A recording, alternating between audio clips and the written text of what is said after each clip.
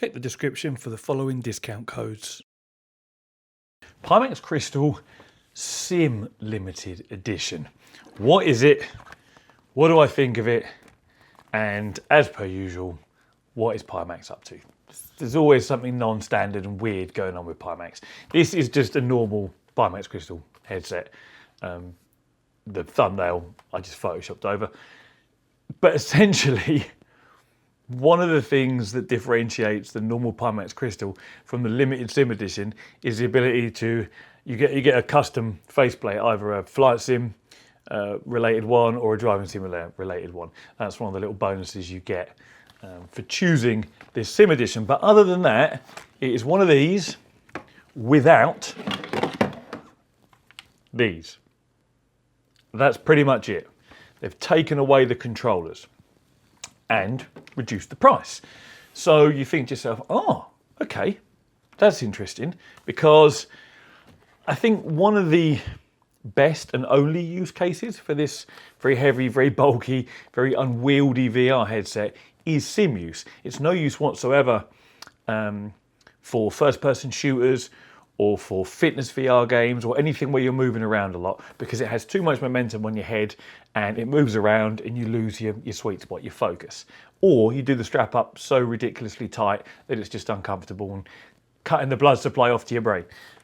Perhaps not quite that tight, but you know what I'm saying. So sim use is really where this is going to, come into play. A bit like the older ones, the 8KX and the 5K Super. Their strong points, partly for the same reasons, were really, simulator usage more than anything, and especially as they had a particularly wide field of view. Of course, this doesn't have a wide field of view. It's pretty much the same as most other headsets if you actually, measure it in use. But yeah, so they've reduced the price. This is now, let's do some screen capture, shall we? This is now $1,449. So it's a couple of $100 cheaper than what it was before. And as you see here, it goes through the usual stuff, no base stations required. We know obviously it has inside-out tracking, 35 ppd. Again, this is where you haven't gained that ultra-wide field of view that you're used to getting with Pimax, your resolution, your local dimming. And this is different. There is 72 Hertz as an option. So simulators, typically, especially Microsoft Flight Simulator, and things like Assetto Corsa Competizione, they are difficult to run in VR. So being able to run them at a lower refresh rate is definitely an advantage, but at the same time it's a disadvantage, because in sim racing, a higher refresh rate is preferable. For flight sim, a lower refresh rate is absolutely fine, because it's not typically fast paced. You're not flying into the apex of a corner and wanting to get everything just perfect to shave fractions of a second off of. You might just be cruising around in your chosen aircraft, having a nice time taking in the views through the lovely displays that you have on your Crystal, assuming you get one that has good displays. There's been issues with barrel distortion being visible, chromatic aberration, usual Pimax teething problems, shall we say, where things aren't quite as they should be, dead pixels and the like. Some of you will know this and have seen it in comments and other videos and stuff anyway. But, yeah, for Microsoft Flight Simulator, cruising around with one of these on is a sight to behold if you have a powerful enough PC to run it. And obviously then it says, eye tracking, fast ship.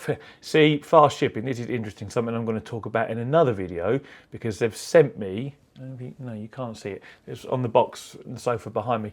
There is another Pimax Crystal they've sent over. This is my original one, because they were concerned about the issues I was having with this, so they've sent me a new one. But yeah, we'll look at that in a different video and see whether anything's changed both physically and from a software and usability point of view. But yeah, so this is a bit cheaper. You don't get the controllers. Now, the issue is, in fact, let me just show you. These are the 4 face plates: sky blue, ruby red, sunset orange, flash green. 2 of them are flight sim, as you can see on the left, and the 2 on the right, driving sim. So they don't do anything. They're just cosmetic, aesthetic variations. But which is, I suppose, it's different. But yeah, so essentially you're saving a couple of £100, you're losing your controllers, but you're not only losing the controllers, you're losing 50% of the functionality of the headset, because this is a standalone VR headset. And again, I'll be trying that all out with my new one, the dynamic foveated rendering, standalone mode, and the eye tracking.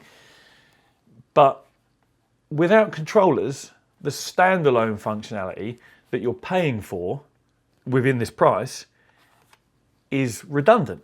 Because if it's standalone, as in no wires plugged in, you turn it on, you put it on your head, you can't interact with anything. Hand tracking, perhaps for a few things. I don't even know if Pimax has hand tracking, I haven't actually checked. But that, again, this is Pimax making weird decisions. If you're going to make a dedicated SIM version of a headset, let's say you want to do that, let's pick the best things about this headset, which is really only the displays. So let's lose the battery. Let's lose the standalone functionality. You know, get rid of that XR2 chipset. Let's potentially even get rid of, although these are additional speakers actually, so we can forget those. Let's shrink that chassis down because it doesn't have a really wide FOV, so it doesn't need to be this wide anymore. Let's do all of those things.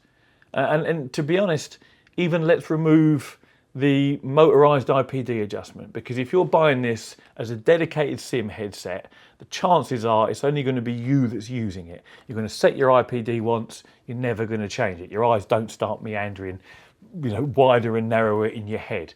So let's get rid of all that flashy additional stuff that is beneficial for VR headsets that are all-round VR headsets, used for sim racing, used for flight sim, used for first-person shooter, used for exercise, used for tabletop games, used for puzzle games, whatever you want. Keep that all in those. But for a dedicated limited sim edition headset, let's lose all that and really bring the price down to something that's going to appeal to the masses with these really nice lenses and displays. And then maybe you'll have a product that's going to work well, because at the moment it's still $1,449 and you're paying for an XR2 chipset that runs a standalone mode that you can't use, a battery to power the XR2 chipset in its standalone mode, which you can't use. You're paying for a wide and bulky, heavy chassis to encompass all those things that you can't use because you've got no controllers, and you're saving a couple of $100. It seems a slightly weird thing to do, you know. I mean, the whole Pimax Crystal is a slightly weird thing to do as far as I'm concerned, when everything else is getting smaller and lighter. But anyway, we've been into that in the review and other things. But today, just really sharing my thoughts about their, you know, the Crystal Sim Limited Edition. It's saving a little bit of money, but just losing the controllers. There's so much more they could have done to make a dedicated sim racing headset. You know, they could even have, they like to reuse the same chassis, as we can see. So perhaps they should have just reused the chassis, you know, without shrinking it down, but still lose the XR2 chipset, the battery, the motorized IPD adjustment, you know, and make it lighter, more comfortable, and cheaper, so that if you are a dedicated sim user, you know, you're a bit like buying a G2, for example. If you buy a G2, for HP Reverb G2, for example, which is still what I would probably recommend for the average consumer as a go-to sim racing headset. Even today, it's been out a few years now, but the displays in that of it, I mean, yes, they're not as good as this, if you get one where everything works properly, but they're still really nice, and it is the most comfortable headset I've ever used. And it's light, and you know, it's wired directly to your PC, so you haven't got to worry about keeping the batteries charged, because again, if you use this as a dedicated sim racing headset, you still have to keep the batteries charged. You know, it's just a very weird way to market this. Like, here we are, sim racers and flight simmers. Here's our dedicated Crystal Sim Edition. It's got everything the normal Crystal has, but no controllers. So it's still heavy, it's still got standalone mode that you can't use, batteries that you have to keep charged. It's just a weird way to market things. So this isn't really a video where I'm going to recommend you either buy it or you don't. It's just sharing my sort of thoughts as I looked at this and thought, what exactly are they trying to do here? Because in my head, you're better off just buying the normal version and getting the controllers, because at least then you've got the option to play some other VR games if you want to, use it in standalone mode if you want to, because you have a way to interact with the environment around you.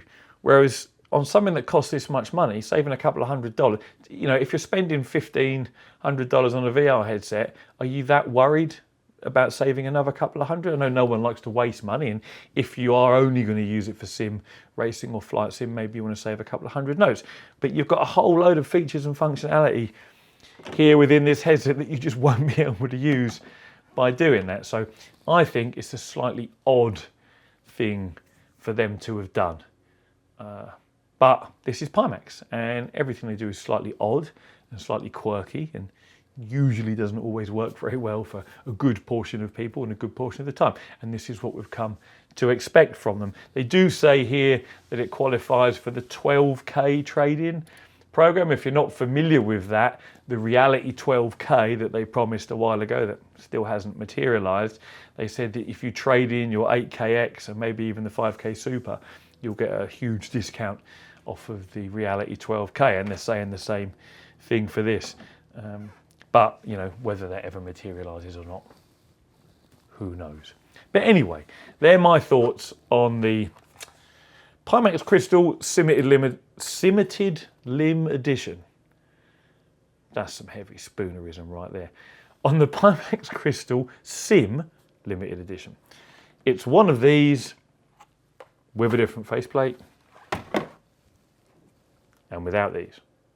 So, there you are. If you do want one, either the non-limited edition version that comes with controllers or the Sim Limited Edition, there is discounted links in the description, as there is for a whole host of other things. So, as always, thank you very much for watching and listening to my waffle. Take it easy.